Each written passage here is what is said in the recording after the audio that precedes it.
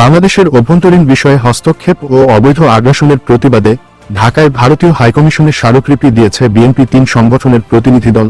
রোববার দুপুরে প্রতিনিধি দলের ৬ সদস্য বারিধারায় ভারতীয় হাইকমিশনে গিয়ে স্মারকলিপিটি জমা দেয়। নয়াপল্টন থেকে বিপুল সংখ্যক নেতা কর্মীর অংশগ্রহণে পদযাত্রা করে বিএনপি ৩ সহযোগী সংগঠন। দুপুর পৌনে ১টার দিকে রামপুরা ব্রিজে পৌঁছালে তাদের বাধা দেয় পুলিশ।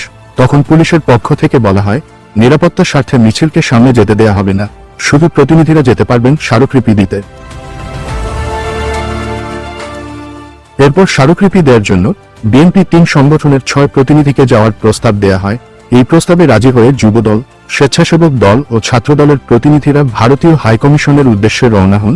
দুপুর ১টার দিকে প্রতিনিধি দল গুলশানে হাইকমিশনে পৌঁছালে তাদের স্মারকলিপিটি জমা নেওয়া হয়। এ সময় যুবদল সভাপতি মোনায়েম মুন্না বলেন, যারা আগরতলায় বাংলাদেশের হাইকমিশনে ভাঙচুর করেছে এবং পতাকা পুড়িয়ে দিয়েছে তাদের বিরুদ্ধে তীব্র নিন্দা আমরা আগেই জানিয়েছি। ভারতীয় মিডিয়ার মিথ্যা প্রচারণার প্রতিবাদে আজকে আমাদের স্মারকলিপি কর্মসূচি ছিল। আজকে আমরা ভারতীয় হাইকমিশনের কাছে আমাদের প্রতিবাদের স্মারকলিপি পৌঁছে দিয়েছি। তিনি আরো বলেন, আমাদের বক্তব্য খুবই পরিষ্কার, বাংলাদেশের স্বাধীনতা সার্বভৌমত্বের ওপর কোনো কিছু হলে বিএনপি সহ সারা দেশের মানুষ ঐক্যবদ্ধ। বিএনপি ভারপ্রাপ্ত চেয়ারম্যান তারেক রহমান বলেছেন, সার্বভৌমত্বের বিষয়ে কোনো আপোষ নেই। বাংলাদেশের মুসলমান শান্তিপ্রিয়, আমরা কোনো সাম্প্রদায়িক দাঙ্গার ভেতরে নেই। তিনি আরো বলেন, ভারতের প্রতি আমরা প্রতিবেশী সুলভ আচরণ করতে চাই।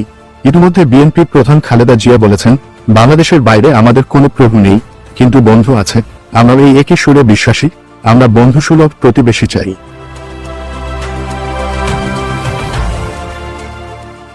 ডেস্ক রিপোর্ট, ধ্রুব নিউজ। ভারতের আগ্রাসনমূলক মনোভাবের প্রতিবাদে আমাদের আজকের এই প্রতিবাদী পদযাত্রা এবং স্মারকলিপি পেশ কর্মসূচি ছিল। বাংলাদেশের স্বাধীনতা সার্বভৌমত্বের প্রত্যেক কোনো আপোষ নেই।